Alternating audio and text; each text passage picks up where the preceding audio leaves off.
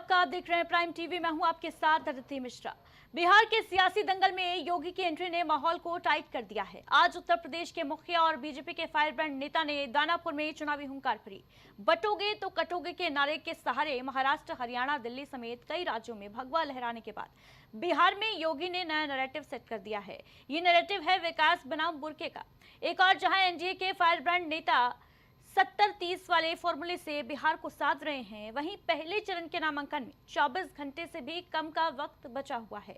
इसके बावजूद महागठबंधन का पेंच सीटों पर अटका हुआ है। कुल मिलाकर कहें तो बिहार के सियासी दंगल में एक के बाद एक कई दिलचस्प चैप्टर जो हैं वो जुड़ते जा रहे हैं। पहले चुनाव आयोग के द्वारा बुर्की में आने वाली महिला वोटर्स की शिनाख्त के फैसले पर छिड़ी सियासत के बाद मुख्यमंत्री योगी आदित्यनाथ का नया नारा होगा कितना हिट। योगी के नए मंत्र से एनडीए को मिलेगा जीत का यंत्र या पोलराइजेशन का प्लान बिहार में होगा फ्लॉप। चर्चा करेंगे इस पर, लेकिन पहले रिपोर्ट। बाधित करने के लिए फिर से आरजेडी और कांग्रेस में और उनके सहयोगी दलों में इंडी गठबंधन में फिर से एक उन्होंने शरारत शुरू की है और वह शरारत शुरू की है विकास बनाम बुरके का। कटोगे तो कटोगे के नारे के साथ महाराष्ट्र से दिल्ली तक भारतीय जनता पार्टी का परचम लहराने के बाद बीजेपी के स्टार प्रचारक योगी आदित्यनाथ ने बिहार की कमान संभाल ली है। आज दानापुर में अपनी पहली चुनावी रैली में योगी ने पोलराइजेशन का नया नारा दे दिया है कि सरकार ने बिहार से समाप्त किया है। आज बिहार का नौजवान हर एक क्षेत्र में अपनी पहचान के साथ आगे बढ़ रहा है। आज बिहार में आधुनिक इंफ्रास्ट्रक्चर दिखाई दे रहा है। अब बिहार में विकास की इस दौड़ में बिहार की इस नई प्रतिस्पर्धा को बाधित करने के लिए फिर से आरजेडी और कांग्रेस में और उनके सहयोगी दलों में इंडी गठबंधन में फिर से एक उन्होंने शरारत शुरू की है और वह शरारत शुरू की है विकास बनाम बुरके का। इतना ही नहीं, सीएम योगी ने बिहार में भी यूपी मॉडल लागू करने का चुनावी वायदा करते हुए विपक्ष के हाथ से बढ़ते क्राइम वाला हथियार भी छीन लिया। भगवान राम और मां जानकी का संबंध अटूट है, उसी प्रकार का संबंध उत्तर प्रदेश और बिहार का है। उन संबंधों को मजबूती प्रदान करने की दृष्टि से आज डबल इंजन की सरकार बिहार में फिर से स्थापित हो और डबल इंजन सरकार में बिहार की गति डबल स्पीड से आगे बढ़ती हुई दिखाई दे।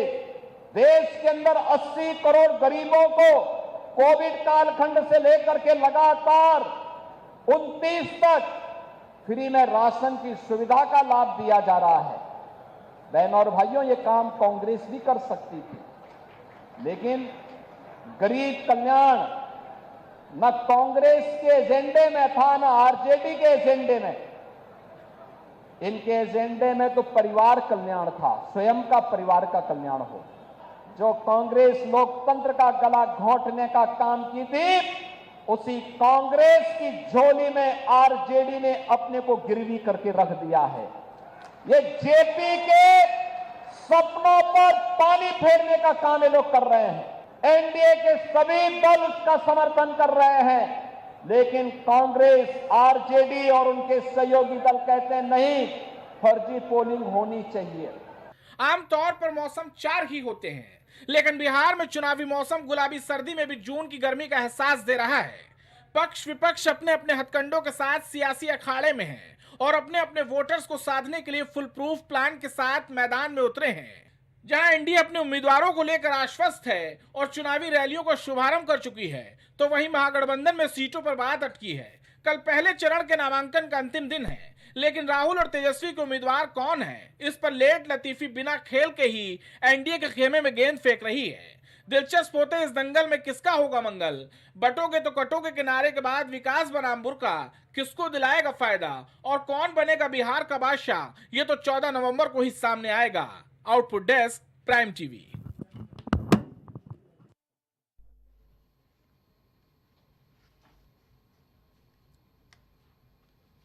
तो बिहार के चुनावी दंगल में बुर्के पर बवाल छिड़ा हुआ है, सियासत गरमाई हुई है। जहां पहले चुनाव आयोग का एक फैसला सामने आया, जहां बुर्के में आने वाली महिलाओं की शिनाख्त की जाएगी, ये फैसला चुनाव आयोग ने इसकी जानकारी दी।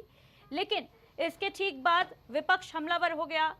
उत्तर प्रदेश में भी इसको लेकर सियासत गरमाई हुई नजर आई। समाजवादी पार्टी के मुखिया अखिलेश यादव ने इस मुद्दे को लेकर तंज कसा सरकार के ऊपर और कहा कि बुर्के में रहने दो, बुर्का ना हटाओ।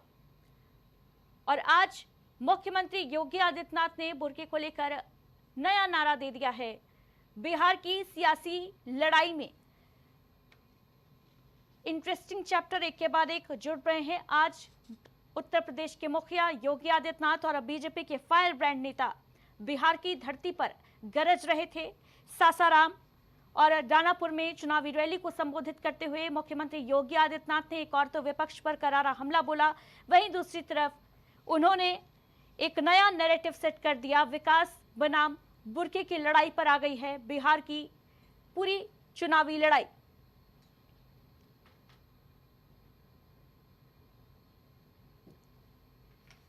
तो आपको बताते चलें कि दूसरी तरफ जो इंडिया गठबंधन है उसमें सीटों के बंटवारों पर अभी तक कोई प्लान सेट नहीं हो पाया है।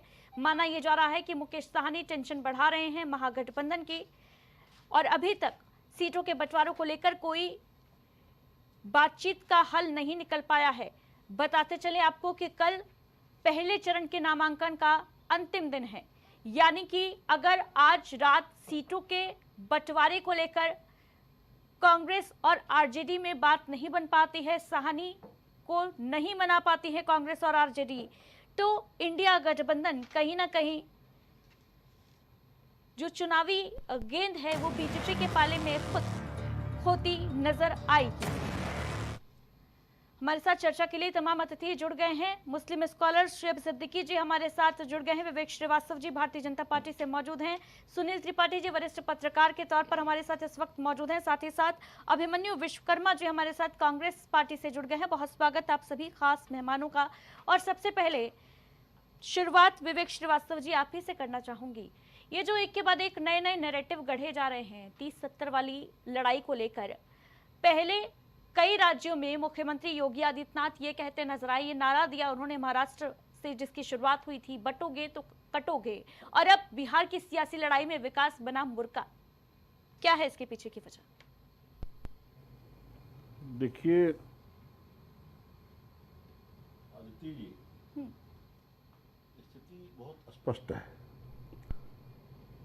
विपक्ष बहुसंख्यक समाज को जातियों में बांटना चाहता है। विपक्षी नेताओं का अपने जात के लोगों को वोट के रूप में कन्वर्ट करके अपने राजनीतिक उत्थान मात्र लक्ष्य है। हमारा लक्ष्य राष्ट्र की सुरक्षा है। बहुसंख्यक समाज जहां भी विखंडित होता है वहां राष्ट्र की सुरक्षा खतरे में पड़ती है, देश का विकास बाधित होता है। और ये सारी चीजें आज़ादी के पहले भी भारत में देखने को थी और आज़ादी के बाद के भी भारत में देखने को मिल रही है। जम्मू कश्मीर में जिस तरह से बहुसंख्यक समाज को टारगेट करके बहुसंख्यक हिंदुओं को वहाँ से पलायन से मजबूर किया गया, आज जम्मू कश्मीर में हिंदू अल्पसंख्यक है। इसी तरह के बहुत सी स्थितियां सीमावर्ती जिलों की हैं, और जहां हिंदू एकजुट रहता है वहां देश भी सुरक्षित है और देश में विकास भी होता है। जब चुनाव आयोग ने बिहार में SIR लागू किया, उसके रास्ते में रोड़े अटकाने की तमाम कोशिशें विपक्ष के द्वारा की गई। 20 PIL दाखिल की गई सुप्रीम कोर्ट में। ये जो बयान सामने आया है सीएम योगी आदित्यनाथ का, विकास बनाम बुर्के वाला जी, ये बुर्के की जगह घूंघट शब्द का इस्तेमाल भी तो हो सकता था ना? देखिए क्या घूंघट में कोई आपत्ति नहीं है, बुर्के में ही आपत्ति है? घूंघट में कोई चेहरा दिखाने को आपत्ति न करता है, न हमारे यहाँ इस तरह की कोई व्यवस्था है। बुरके की आड़ में जो शिकार होता है फर्जी मतदान का, शिकायत उसको लेकर के है और उस शिकायत को चुनाव आयोग ने भी समझा है और हम खूब कायदे से उसको जानते हैं, उसको उस समस्या को समझते हैं और उसके भुक्तभोगी हैं। तो हम बुरके के आड़ में फर्जी मतदान नहीं करने देंगे। लेकिन पोलराइजेशन का काम तो बहुत कायदे से कर रहे हैं पोलराइजेशन, शुएब सिद्दीकी जी। पोलराइजेशन का इसमें विषय क्या है भाई? आप क्यों आप कहीं किसी देश में जाएंगे, पासपोर्ट बनवाएंगे, फोटो खिंचवाते हैं, वहाँ चेहरा दिखाते हैं।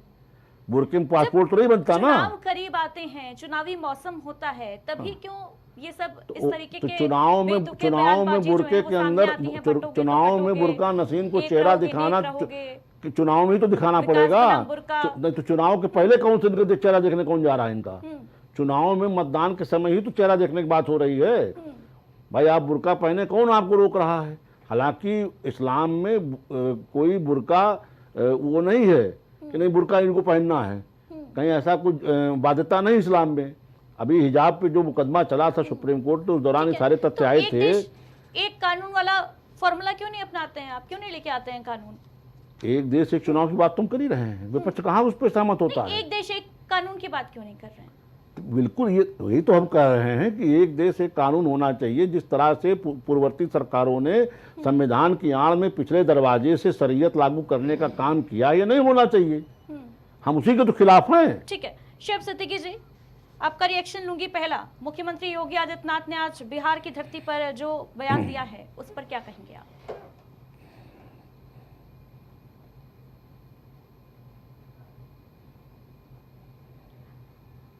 शुएब सिद्दीकी जी अनम्यूट कर लें, आपकी आवाज नहीं आ रही है।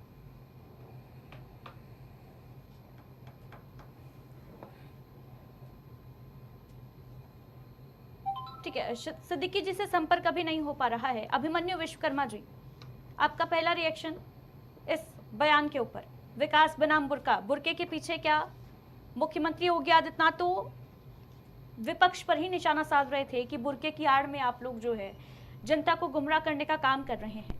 देखिए, जब ये विकास नहीं कर पाए, जब पुल टूट रहे, सब पूरे देश ने देखा बिहार में कितने पुल टूटे, नए पुल जो बन रहे हैं वो टूट रहे हैं। जब ये विकास में फेल हो गए, विकास नहीं कर पाए बिहार का, तो इनको बुरके की जरूरत पड़ी।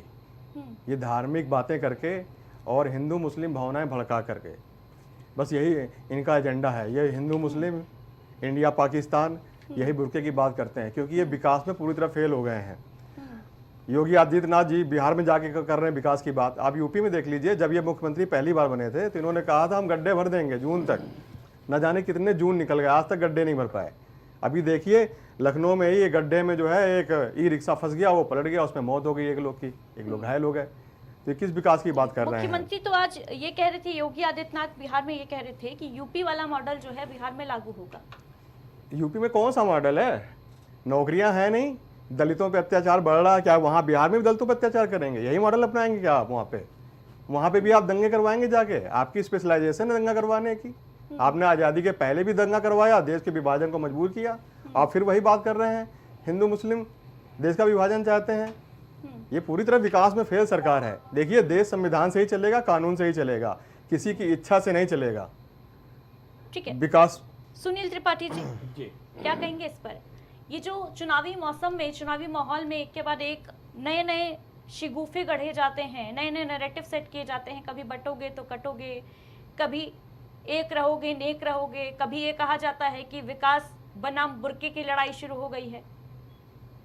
देखिए अदिति जी, मैं इन दो बातों का बहुत प्रबल समर्थन करता हूँ।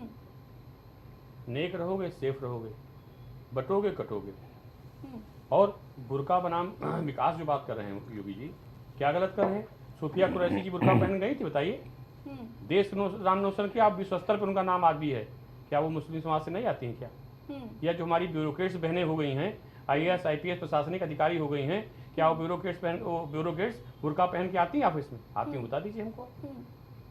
ये उन बहन बेटियों के साथ मैं मानता हूँ एक प्रकार से अत्याचार है उनके साथ। ठीक बात है कि उन्हें एक आज़ादी से मुक्त किया गया है और एक बंधक बनाया गया कि आप बुरका पहनिए। अरे भाई, हमारी बहन बेटियां हैं, जो मर्जी है वो पहने। लेकिन इस्लाम में इस बात को, महिलाओं को पीछे छोड़ दिया कि जो हम चाहेंगे पुरुष प्रधान है, वहाँ महिला प्रधान नहीं है। इस नाते से जो वो पहनेंगे वो पहनाएंगे, जो कहेंगे वो करेंगे। ठीक है, सुनील त्रिपाठी जी, लेकिन क्या ये नहीं लगता कि अगर इतनी ही चिंता है महिलाओं की सरकार को, तो यूनिफॉर्म सिविल कोड लाने में इतनी देरी क्यों की जा रही है? अच्छा आप बताइए, चिंता नहीं सरकार को है तो जो वहाँ हमारी बहन बेटियों के साथ कुकर्म होता था, हलाला और 3 तलाक, उसको मैं कुकर्म में मानूंगा कि वो बहन बेटियां हलाला अगर तलाक देती हैं तो हलाला के बाद फिर शादी कर सकती हैं, ऐसा मुस्लिम लॉ में है। भारतीय जनता पार्टी सरकार ने इस पर रोक लगाई कि नहीं लगाई? तो ऐसा नहीं है, बीजेपी महिलाओं के साथ है, मैं भी मानता हूं। और विकास की बात जो आप कर रहे हैं, हर सरकार अति विकास करती है, सबका एक लक्ष्य होता है विकास करने, चाहे कांग्रेस हो, चाहे सपा हो, चाहे भाजपा हो या बसपा भी हो, और सबके विकास के इतिहास लिखे भी जाते हैं कि उन्होंने कितना विकास किया। पार्टी तो हर पार्टी कहती है मैंने विकास पूरा करा, अगर विकास पूरा हो गया इस देश में तो विकास की आवश्यकता ही नहीं है, वो चाहे कांग्रेस हो, चाहे बसपा हो, चाहे सपा हो, विकास सब करते हैं। लेकिन जिस तरह से उत्तर प्रदेश में भी आपने बरेली कांड देखा, अगर वहां बटोगे कटोगे की स्थिति न होती तो क्या होता, अगर वहां पुलिस अलर्ट न होती तो क्या होता। जिस तरह से एक कट्टरपंथ यहाँ पनप रहा है अदिति जी, ये देश की एकता और अखंडता के लिए बहुत बड़ा खतरा है।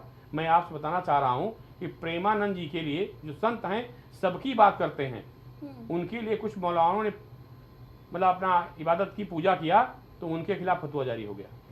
ये वो कट्टरपंथी हैं जो भाईचारे को नष्ट करने में पूर्ण रूप से लगे हुए हैं।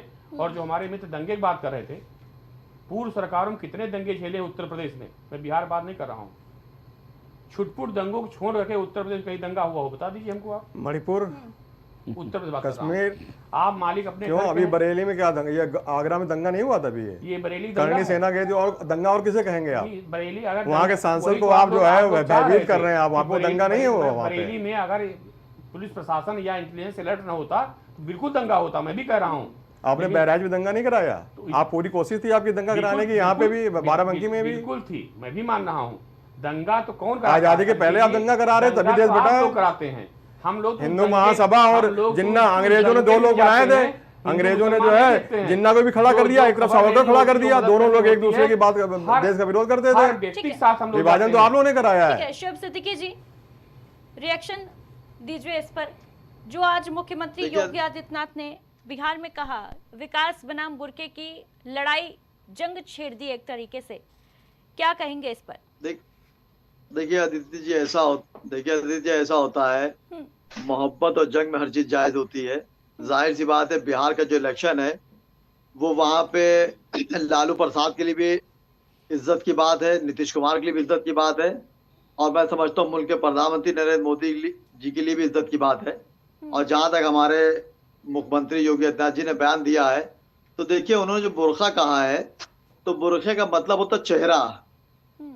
तो जो इलेक्शन है कुछ भी हो, तो उसमें अगर आप देखें तो हमारे जो हिंदू बहनें हैं, माएँ हैं, वो जो है घूंघट जोड़ती हैं, वो बहुत नीचे तक होता है। बुर्का तो सामने चेहरा दिख जाएगा, तो उनका मतलब ये कहने का होगा कि बुर्का हो या घूंघट हो या हिजाब हो।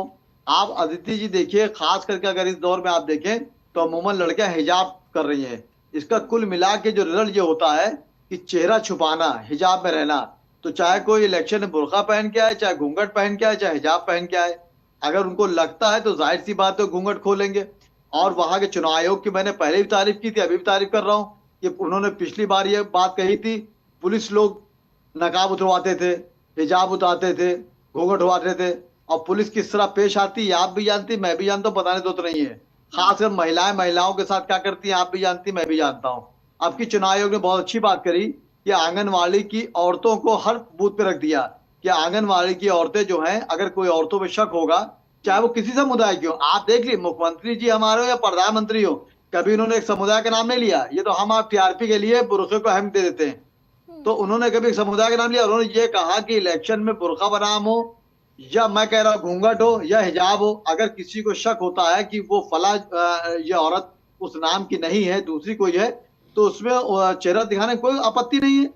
और खास करके जो आंगनवाड़ी की औरतों को रखा गया, उसमें बिल्कुल औरतें दिखाएंगी, इसमें कोई बड़ी बात नहीं है। यहाँ पे इज्जत वाली बात है कि जंग कौन जीतेगा, वो वाली बात है। विवेक श्रीवास्तव जी तो ये कह रहे थे कि भाई घूंघट उठाने में महिलाओं को आपत्ति नहीं होती है, लेकिन जो बुर्का पहनकर आती हैं उनको दिखाने में आपत्ति होती है अपना चेहरा, ऐसा है क्या?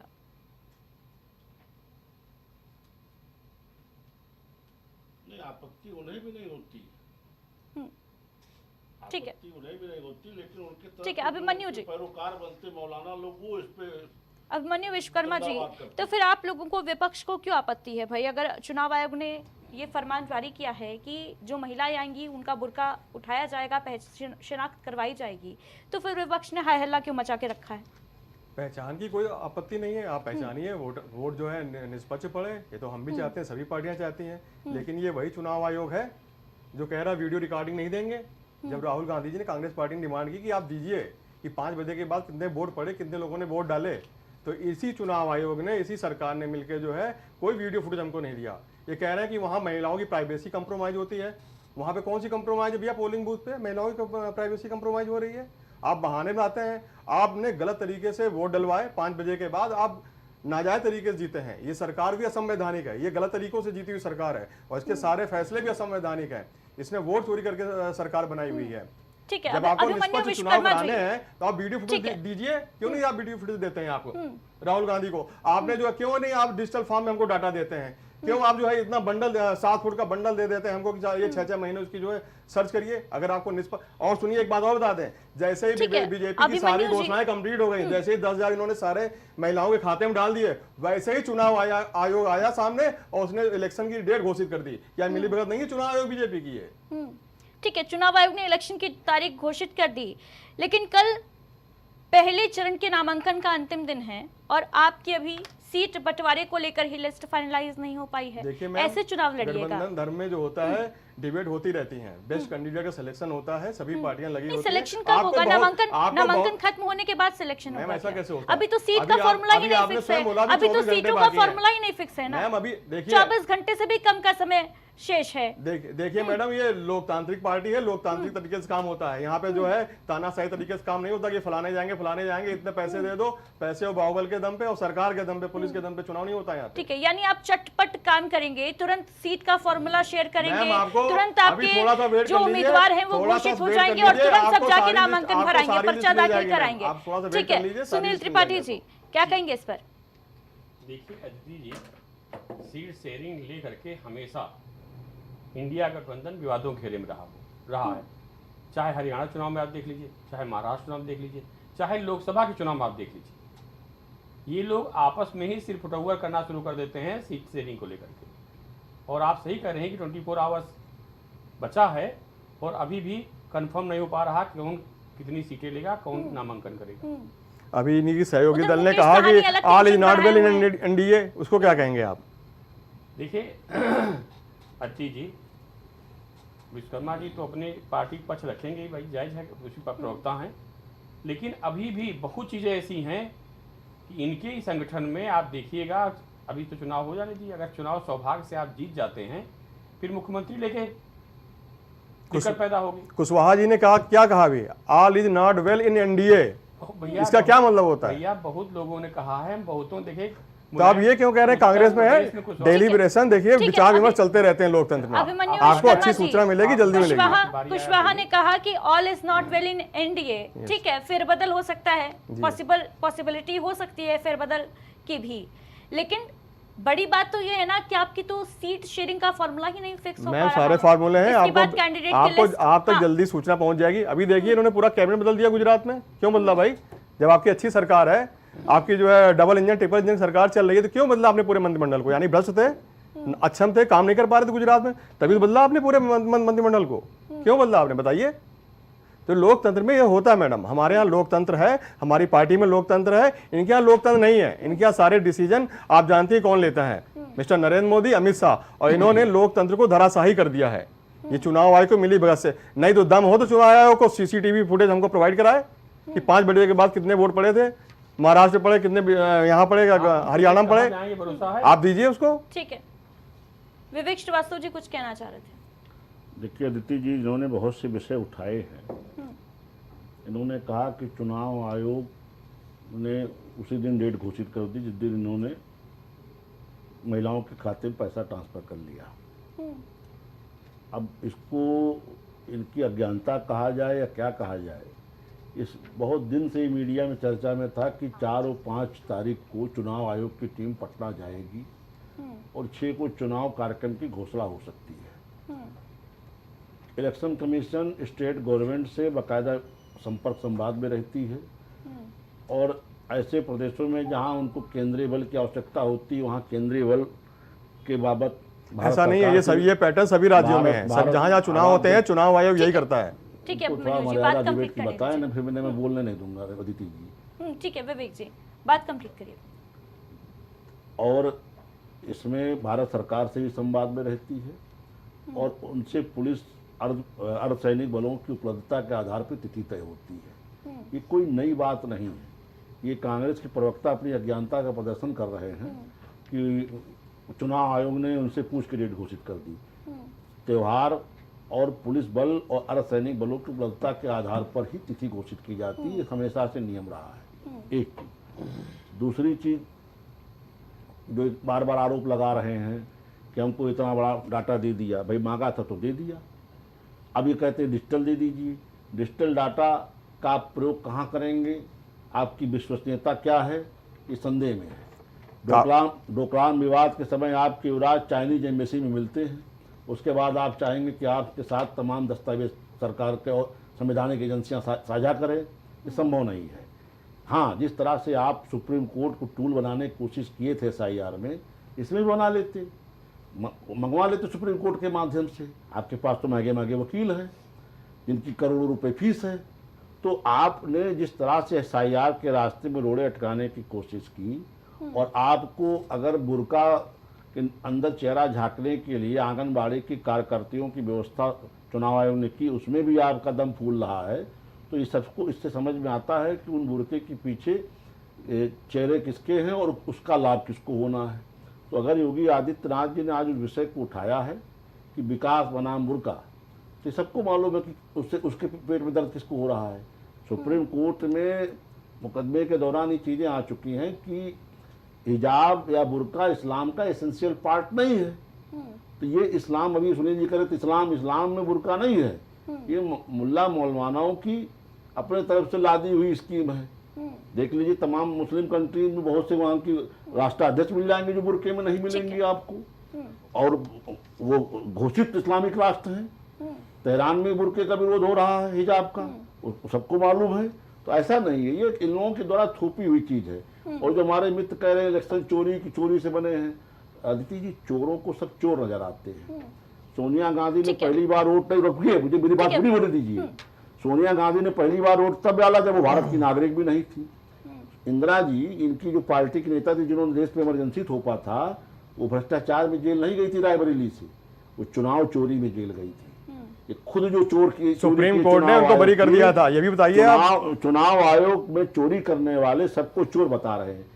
तो ये सारी चीजें पब्लिक डोमेन में हैं। सुप्रीम कोर्ट से छूट जाने का मतलब ये नहीं होता कि आपके पाप धुल गए। बहुत से अपराधी देश में अदालतों से छूट जाते हैं, लेकिन जनमानस के मन में उनके जो धारणा बनी हुई है कि बुर्के पर बैन होना चाहिए, पाबंदी लगनी चाहिए। बिल्कुल लगनी चाहिए, क्यों नहीं लगनी चाहिए? तो सरकार क्यों नहीं लेकर आती है ऐसा कोई कानून? तो जो आपने कॉमन सिविल कोड की जो बात उठाई है, इस पे तमाम हमारी स्टेट गवर्नमेंट वर्क कर रही है। उत्तराखंड में कॉमन सिविल कोड पे काम हुआ, उन्होंने इसको एक्सेप्ट किया। अन्य प्रदेशों में विषय चल रहा है, भारत सरकार भी इसको ले गई आगे इशू में। तो ये चीजें ऐसी हैं जिसपे सबको एकमत होना चाहिए। और जिस तरह से सवाल तो ये है ना कि कब लेकर आएगी सरकार uniform civil code? Sheikh Siddiqui ji क्या कहेंगे इस पर?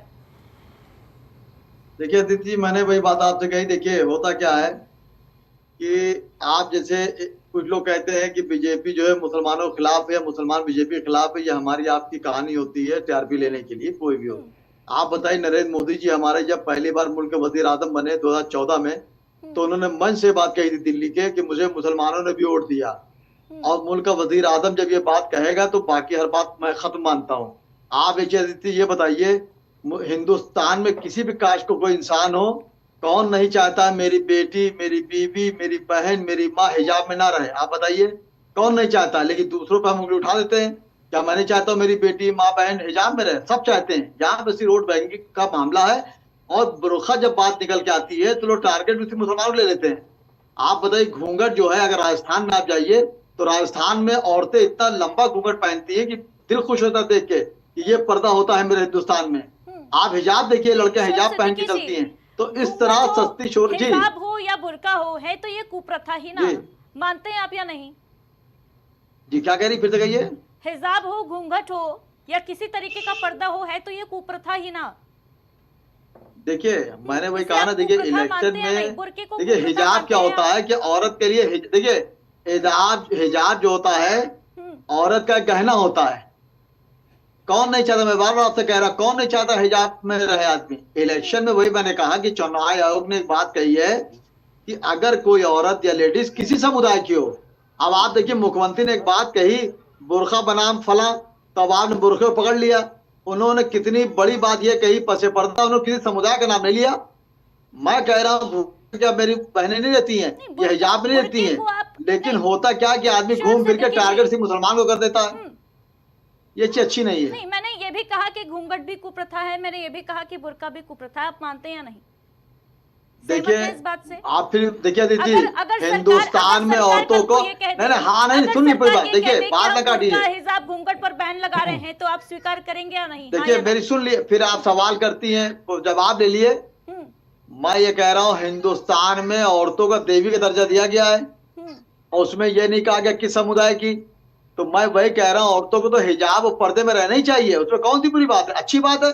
लेकिन इलेक्शन की जहां तक बात है, अगर इलेक्शन में किसी और शक पड़ता है, शुएब सिद्दीकी जी वो क्यों बैन कर रहे हैं हिजाब पर, क्यों बैन लगा रहे हैं, क्या कहेंगे? कौन बैन पे हिजाब लगा रहा है, कौन लगा रहा बैन? अरे चुनाव आयोग ने यह बात कही है कि अगर कोई औरत बुरखे में होगी, हिजाब में होगी, घूंघट में होगी और लगता है कि कोई दूसरी औरत है, वो दूसरी औरत को वोट डाल रही है, तो उसका चेहरा देखा जाएगा। और सबसे अच्छी बात उन्होंने ये करी है कि आंगनवाड़ी की औरतों को लगाया है, वो देख लेंगे, कोई एतराज नहीं है। पुलिस किस तरह देखती है, पुलिस की औरतें किस तरह देखती है, आप भी जानती है, हम भी जानते हैं। तो चुनाव को मैं वेलकम कर रहा हूँ, कौन सी बुरी बात है? कोई विपक्ष ऐसी इस पर उधम बात नहीं कर रहा है, लेकिन जब बुरखे का बात आती है तो डायरेक्ट मुसलमान टारगेट पे आता है। क्या कहेंगे इस पर? क्या मेरी हिंदू औरतें, मेरी हिंदू बहनें क्या हिजाब नहीं रहती हैं? सब रहती है, रहना चाहिए, अच्छी बात है। यह हमारे हिंदुस्तान का कल्चर है। क्या हमारे, आप देखिए इकरा हसन को देख लिए, इंग्लैंड ने पढ़ के आई है, सर से हिजाब नहीं हटाती है, सांसद है, ये अच्छी बात है ना। कि इंग्लैंड की अगर ड्रेस पहन के जाती वो अच्छी बात थी, या पूरा चेहरा छुपा के जाती वो अच्छी बात है। तो ये गहना है हमारे हिंदुस्तान की औरतों का, हिजाब गहना है। मुझे क्या पहनना और इसी औरतों पर दुनिया में माना जाता है। ये तो सियासी है मामला, सियासत मामला है, सियासी लोग खेल रहे सियासत। हसन अगर हिजाब पहन रही हैं तो ये उनकी अपनी सोच है, अपनी चॉइस से वो पहन रही हैं, थोप रहे हैं क्या आप उनके ऊपर हिजाब? मुझसे कह रही हैं आप? जी आप ही से पूछ रही हूँ। देखिए मैं थोप नहीं रहा हूँ, वो पहन रही अच्छी बात है ना। मेरी बेटी फातिमा जहरा 3 साल की है, अभी मैं उसका आपको फोटो हिजाब को दिखा दूं तो दिल खुश हो जाएगा आपका, आप सुभान अल्लाह कहेंगी कि कितनी अच्छी बात है। अरे भाई हमारे मुल्क में औरतों का हिजाब और बुर्का नकाब ये तो उनका धरोहर है, उनका गहना है। ये तो सस्ती शोहरत पाने के लिए, चूंकि देखिए बिहार का इलेक्शन जो है आप जान रही हैं, बिल्कुल इज्जत की बात है। आरजेडी के लिए भी है, जेडीयू के लिए, बीजेपी के लिए भी, कांग्रेस के लिए भी है, इसलिए बात आई है। और मुख्यमंत्री ने जो बात कही बिल्कुल अच्छी कही है। उन्होंने कोई समुदाय का नाम लिया, बताइए। उन्होंने कहा बुरखा, मैं कह रहा हूँ घूंघट, मैं कह रहा हूँ हिजाब। वो बात सही है, खत्म बात। जहां पे शक पैदा होगा वहां पे आंगनवाड़ी वाली औरतें देख लेंगी। निष्पक्ष चुनाव होना चाहिए। अगर शुएब सिद्दीकी अगर आपको वोट दे रहा तो आप ही जाना चाहिए, इसमें क्या बुरी बात, कोई बुरी बात नहीं है। उन्होंने कोई नाम अगर समुदाय के लिया हो तो मैं कोई बात कहता। और बिहार के चुनाव आप खुद जान रही है कि कितना अहम है इस वक्त। नीतीश कुमार भी हाशिए पे आ चुके हैं, उनको भी डर बना हुआ है कि इधर रहेंगे किधर रहेंगे, ना खुदाई मिला, ना बिसाले शरम, ना इधर के रहे ना उधर के हम। ऐसा हाल भी नीतीश कुमार का हो सकता है, यहाँ भी जान रहे, हम भी जान रहे हैं। तो वहां पर निष्पक्ष चुनाव होना चाहिए। मैं खुद चाहता हूँ चुनाव आयोग एक्टिव, अच्छी बात है, मैं वेलकम करता हूँ चुनाव आयोग का। शुएब सिद्दीकी जी, तजाकिस्तान 90% मुसलमान रहते हैं, यहाँ बुर्के पर बैन है, क्यों? देखिए अब आप डिबेट कहाँ से कहाँ ले चलेगी। मैं भटक नहीं रही हूँ शुएब सिद्दीकी जी। जी जी, आपने क्योंकि ये कहा कि औरतों को, महिलाओं को बुर्के में रहना ही चाहिए, इसीलिए मेरा प्रश्न है। नहीं देखिए, तजाकिस्तान में क्या मुसलमान नहीं है? क्या आप उनको मुसलमान नहीं मानते हैं? सब जगह देखिए, सब जगह है। आप तालिबान को ले लिए, क्या तालिबान में नकाब नहीं है? आप बताइए, क्या सऊदी अरब में हिजाब नहीं है? होता क्या है कि वो देखिए जख्म जो होता है, मक्खी जख्म पे बैठती है वाली बात है। क्या मुझे यहाँ मैं सिर्फ एक बात ये कह रहा हूँ घूंघट करके कि डिबेट करनी हिजाब चाहिए शोएब में सिद्दीकी जी? आपके मुताबिक जी, क्या आपके मुताबिक मुझे यहाँ पर्दा करके घूंघट करके डिबेट करनी चाहिए? मेरा चेहरा नहीं नजर आना चाहिए? देखिए फिर देखिए, कहीं कहीं जो तस्वीर है, तस्वीर इस्लाम में फोटो खिंचवाना गुनाह है, वीडियो बनाना गुनाह है, लेकिन अगर पासपोर्ट बना रहे हैं तो फोटो खींचेगी, मजबूरी है आपकी। इलेक्शन में वोट देने जा रही है, चेहरा आपको दिखाना पड़ेगा अगर शक पैदा होता है तो इस्लाम में सब हिकमतें हैं, जहां जरूरत पड़े वैसे काम किया जाएगा। जैसी कर्नल्स हमारे देश में मौजूद है, मुसलमान होकर भी वो देश की रक्षा कर रहे हैं, सुरक्षा कर रहे हैं, उनके खिलाफ फतवा जारी कराएंगे क्या आप शोएब सिद्दीकी जी? कोई फतवा जारी नहीं किया। फतवा कोई आम चीज नहीं होती है। महिलाएं एंकर फतवा देने के आलिम अलग होते हैं। सोफिया कुरैशी को क्या मानते हैं आप? महिला अगर शोएब सिद्दीकी फतवा दे देंगे तो शोएब सिद्दीकी गुनहगार हो जाएंगे। फतवा देने के लिए उसकी डिग्री अलग होती है, कौन फतवा दे सकता है, कौन फतवा नहीं दे सकता। कुरैशी जिसने ऑपरेशन सिंदूर में भूमिका निभाई, वो क्या सच्ची मुसलमान नहीं है शोएब सिद्दीकी जी? उनको सोफिया कुरैशी जी को क्यों नहीं है? क्यों नहीं है? वही तो मैं कहता हूँ कि एक आरज़ू नहीं, हर आरज़ू तो ये है लाकर दरअसल तो खाके वतन कफन में। हर मुसलमान जो है हिंदुस्तान का, वो अपने मुल्क के लिए जान देता है। मैं तो सफाई देते 1947 से सफाई देते देते 2025 तक पहुंच गया, तो हम तो जान हिंदुस्तान की देते देते रहेंगे। आप हमें कुछ भी कहते रहिए, मैं इस मुल्क में पैदा हुआ, यहीं मैं खाक हो जाऊंगा। यहाँ पे हिजाब की बात देखिए, इसको बहुत बड़ी टीआरपी देने की बात नहीं है। बुरखा आ गया तो बुरखे से लोगों ने मुसलमान को पकड़ लिया। अरे बुरखे से अहम तो घूंघट होता है। घूंघट बिल्कुल, आप देखिए कितना अच्छा घूंघट, राजस्थान में आप जाइए देखिए घूंघट कैसे पहनती है औरतें।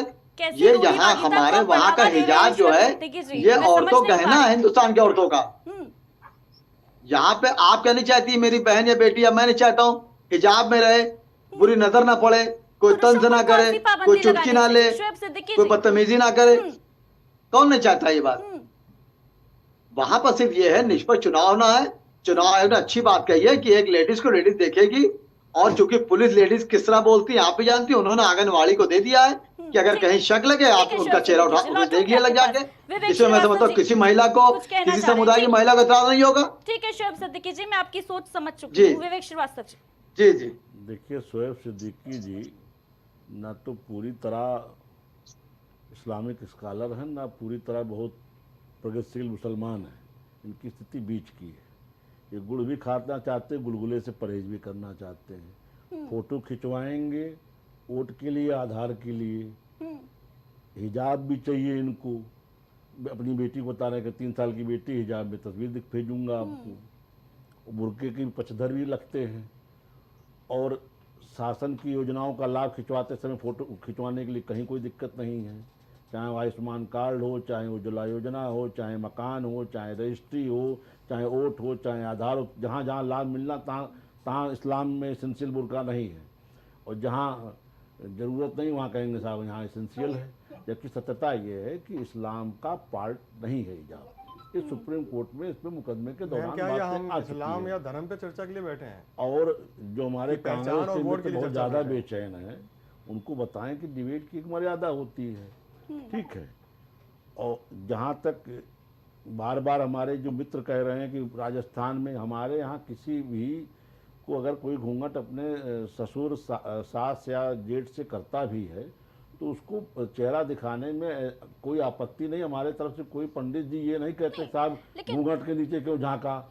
अच्छा, एक दूसरी चीज, पर्दा प्रथा को हम लोगों ने कुरीति के रूप में एक्सेप्ट किया, उसके लिए हम लोगों ने पर्दा प्रथा के विरोध में कार्य किया है। इसको कुरीति मानते हैं ना आप? बिल्कुल मानते हैं। अभिमन्यु जी कुछ कहना चाह रहे हैं। अभिमन्यु जी देखिए, मैं बहस किसी और तरफ जाके, देखिए बिहार का चुनाव चल रहा है, बिहार के विकास की बात होनी चाहिए। वहाँ पे युवाओं को रोजगार मिलना चाहिए, नौकरियां होनी चाहिए, नौकरियों में आरक्षण का भी पालन होना चाहिए। योगी जी जो जाके वहाँ बातें कर रहे हैं वो गलत कर रहे हैं। इन्होंने आरक्षण से खिलवाड़ किया। यूपी में आरक्षण के नियमों का कोई पालन नहीं हो रहा है।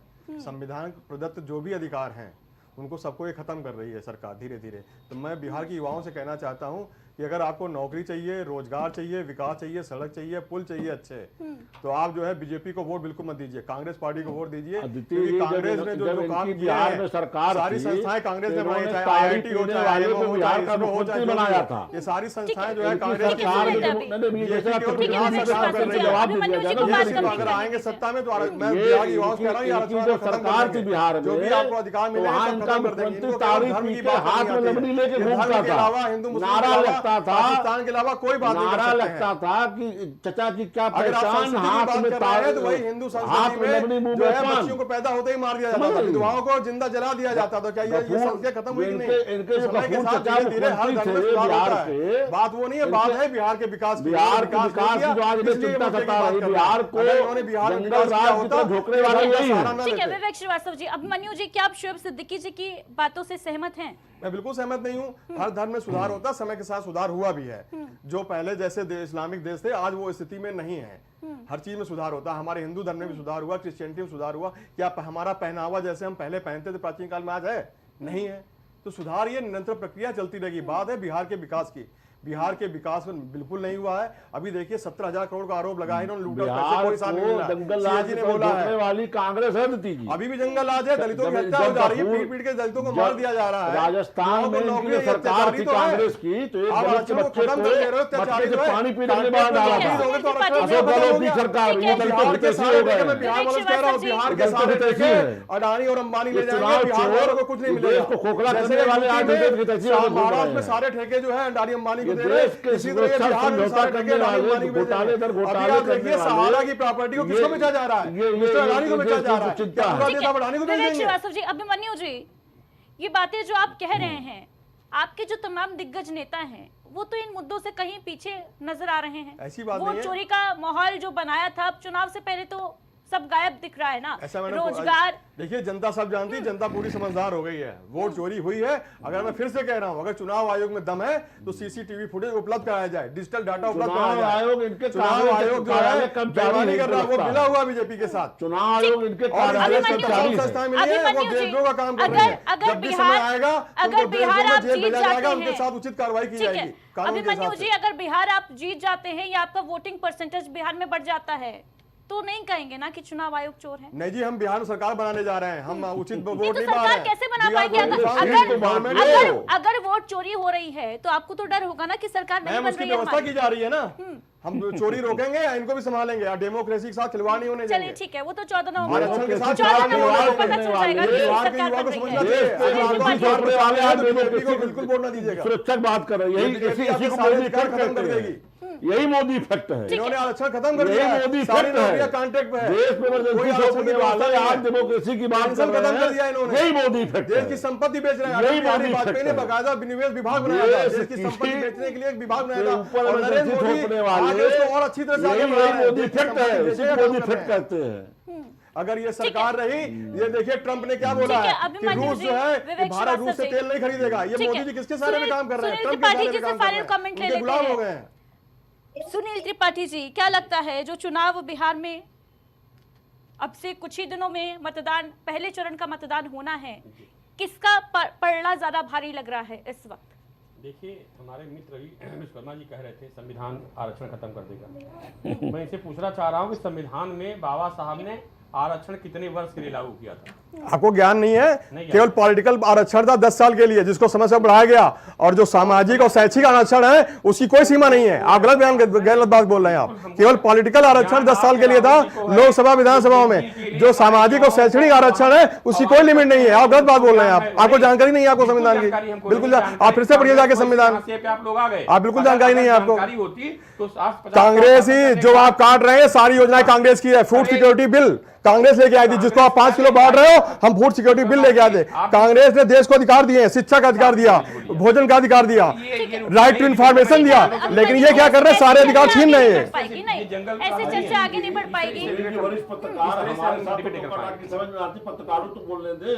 तो गलत बात हम नहीं सुनेंगे आपकी। ठीक है, आप सही तथ्य रखिए। आप बात देश नहीं सुन रहा है और दावे आप इसके प्रूव कर दीजिए, आप इसको प्रूव कर दीजिए, हार जाए आप अप्रूव कर दीजिए। पॉलिटिकल आरक्षण 10 साल के लिए था, शैक्षणिक और सामाजिक आरक्षण 10 साल के लिए नहीं था। वो जनता के सर से उतरती है। आप बिहार में गाली दिलवाएंगे, जनजी का आह्वान करें, कौन देश साथ खड़ा होगा। बिहार में आप देख लीजिए, अब इसके बाद आप जा रहे हैं, हम जा रहे हैं, न चुनाव हार जाए तो कह दीजिएगा, मैं आपसे जा रहा हूं, आपसे ना आप जा रहे हो ना हम जा रहे हैं। तो आप पत्रकार कहाँ, बीजेपी के प्रवक्ता हैं आप? भैया इनको लिख के भेजिए, ये बीजेपी प्रवक्ता है, मैंने 1 दर्जन चैनलों, ये पत्रकार कहाँ है? देख लीजिए, आपने इनको गलत इनको डिसीजन दिया हुआ है। विश्वकर्मा जी, सपा की और ठीक है, उत्तर प्रदेश में आई 14 है। नवंबर को तस्वीर पिक्चर जो है क्लियर हो अच्छी बात है, जाएगी चुनाव देख कि लीजिएगा। किसका पलड़ा ज्यादा भारी है और ये जो बयानबाजी का सिलसिला है ये कितना ज्यादा किसको फायदा पहुंचाएगी, किसको नुकसान पहुंचाएगी। विकास बनाम बुर्की की लड़ाई का अंत कब होगा। फिलहाल हमारे साथ जुड़ने के लिए इस खास चर्चा में बहुत बहुत शुक्रिया आप सभी का।